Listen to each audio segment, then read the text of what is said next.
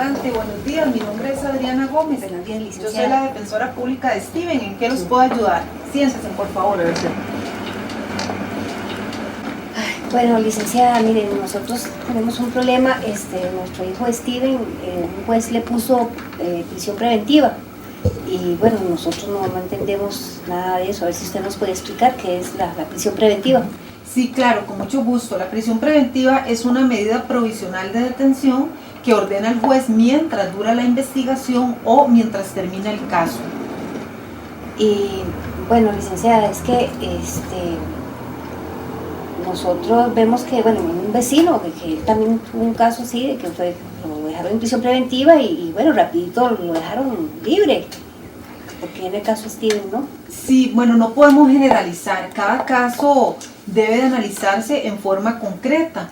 Y específicamente para Steven, el juez consideró que en el expediente hay suficientes elementos de prueba de que él cometió el hecho que el Ministerio Público le viene atribuyendo, el delito que el Ministerio Público le está acusando, y además consideró la existencia de peligros procesales que contempla la ley. Los peligros procesales son riesgos que estableció el legislador para considerar que la persona investigada, de estar en libertad, no va a afectar el proceso. Según el Código Procesal Penal, esos riesgos o peligros procesales son 3: peligro de fuga, peligro de obstaculización y peligro de reiteración delictiva. Bueno, licenciada, es que el juez también dijo que nuestro hijo, que en el caso de él había peligro de fuga. ¿Por qué? Bueno, el peligro de fuga, de manera general, para explicarles, se da cuando se estima que la persona no se va a someter voluntariamente al proceso estando en libertad. ¿Por qué? Porque esa persona no cuenta con un domicilio fijo, no tiene un trabajo estable, o por ejemplo cuando no hay un apoyo familiar hacia la persona imputada, o cuando se considera que en caso de una sentencia condenatoria la pena a imponer es alta.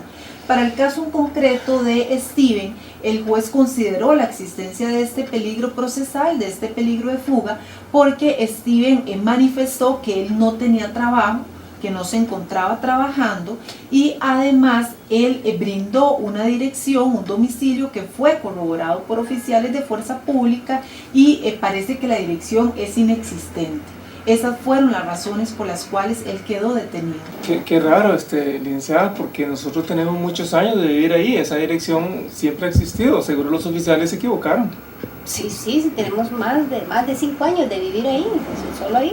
Sí, esa fue la dirección que él brindó, que fue corroborada y que indicaron los oficiales de fuerza pública no existía. Ay, licenciada, y otra cosa, ¿qué es eso de reiteración delictiva? Porque mi hijo Steven nos dijo que también el juez lo había dejado detenido por eso. Sí, la reiteración delictiva es otro peligro procesal que ha contemplado el legislador en la ley, y se da cuando la persona ha sido condenada anteriormente por la comisión de hechos delictivos, es decir, es una persona que tiene su hoja de delincuencia manchada, o también cuando ha sido pasada en reiteradas ocasiones por la comisión también de hechos delictivos, por la comisión de delitos.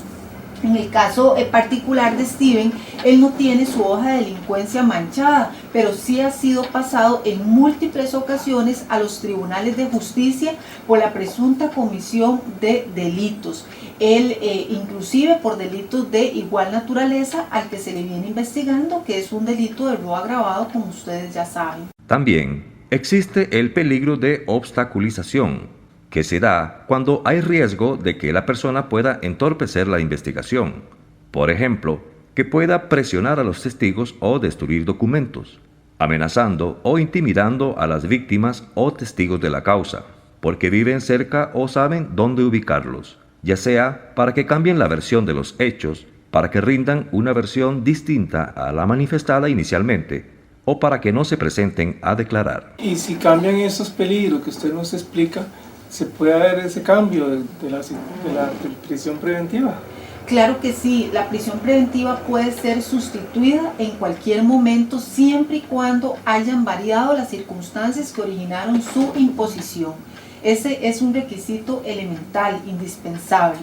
Y por ejemplo, en un proceso, si la defensa logra acreditar que la persona cuenta ya con una oferta laboral viable o que tiene un domicilio estable donde habitar, el juez puede valorar que hubo un cambio en las circunstancias y puede efectivamente sustituir la prisión preventiva.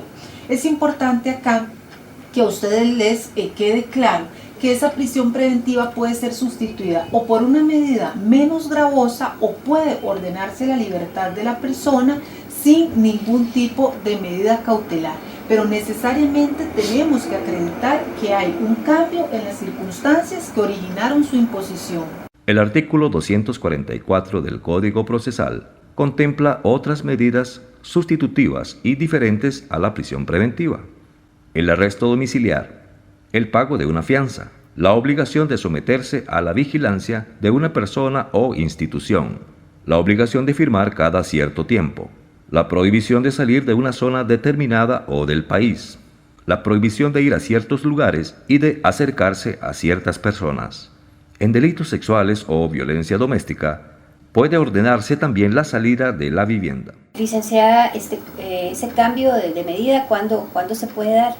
Bueno, se puede dar en cualquier momento, siempre y cuando hayan variado los motivos por los cuales se impuso por primera vez, o también puede darse ante la revisión obligatoria que debe realizar el juez de la prisión preventiva.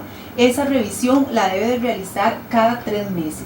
Es también importante que ustedes conozcan que el juez puede mantener la prisión preventiva o puede cambiarla, puede sustituirla, pero si el juez decide mantenerla, lo que ordena es una prórroga de la prisión preventiva. Pero si la persona o si nuestro hijo no está de acuerdo en que le prorroguen la prisión.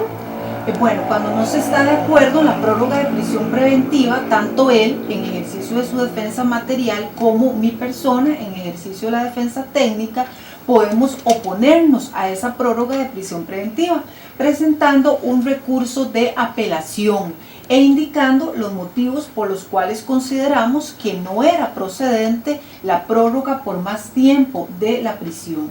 Acá es importante también conocer o indicarles que el juez que conoce de ese recurso de apelación es un juez distinto al que le dictó la prisión preventiva a Steven, en este caso, ¿verdad? Si presentamos el recurso de apelación. Y también es importante conocer que de acuerdo a lo que establece el artículo 256 del Código Procesal Penal, tanto la resolución que ordena por primera vez la prisión preventiva como la que la mantiene o la prorroga o la que rechaza algún cambio de medida cautelar solicitado por la defensa, tiene recurso de apelación.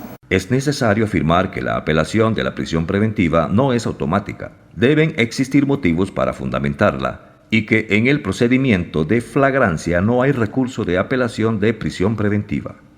El artículo 239 bis del Código Procesal Penal establece unos criterios que aumentan la posibilidad de imponer la prisión preventiva cuando se trate de delitos contra la vida, delitos sexuales, robos con violencia o fuerza, en materia de tráfico de drogas, cuando la persona tenga 2 procesos aunque no se hayan terminado, o cuando sea reincidente en delitos con violencia sobre las personas. Licenciada, algo que a nosotros nos preocupa es que sabemos que en estos centros penales hay muchos detenidos, y esto pues uno lo escucha en las diferentes noticias, ¿verdad? En la televisión nacional, y sabemos que eso causa peligro a todos los detenidos. Sí, bueno, es cierto que los centros penales se encuentran sobrepoblados, hay cantidad de personas en ellos, pero por esa razón es que tanto ustedes como sus familiares, como mi persona, al ser la defensora pública de Steven, debemos estar atentos de las condiciones de privación de libertad en las que él se encuentra. Eso, ¿por qué es importante? Porque en caso de constatar alguna violación a derechos fundamentales, podemos presentar las gestiones necesarias a su favor. ¿Qué tipo de gestiones, licenciada? Bueno, hay que analizar cada caso, pero podemos, por ejemplo, acudir a la Sala Constitucional y presentar un recurso de amparo ante la violación de algún derecho fundamental. Por ejemplo, en caso que él requiera asistencia médica y no se le esté brindando. O podemos también acudir directamente al director del centro penal, por ejemplo, solicitando un cambio de módulo ante un riesgo inminente en la vida del privado de libertad. E incluso podemos también solicitar incidentes ante el juez que lo mantiene detenido. Bueno, licenciada, entonces muchas gracias. Sí nos quedó claro la explicación que nos dio usted. No, con mucho gusto, estamos para servirle. Sí. Muchas gracias, E incluso licenciada. acá les voy a dar una tarjetita donde se indican los números de teléfono de la oficina para cualquier consulta y cuando tengan gusto me pueden llamar. Muchas gracias. Muchas gracias, licenciada. Buenas Con mucho gusto, que les vaya muy bien. La libertad es el único derecho que se restringe en prisión. Todos los demás derechos se mantienen. La persona privada de libertad merece un trato digno. El defensor público tiene la obligación de visitar mensualmente a la persona privada de libertad. De acuerdo a las directrices de cada centro penal, los privados de libertad recibirán la visita de sus familiares.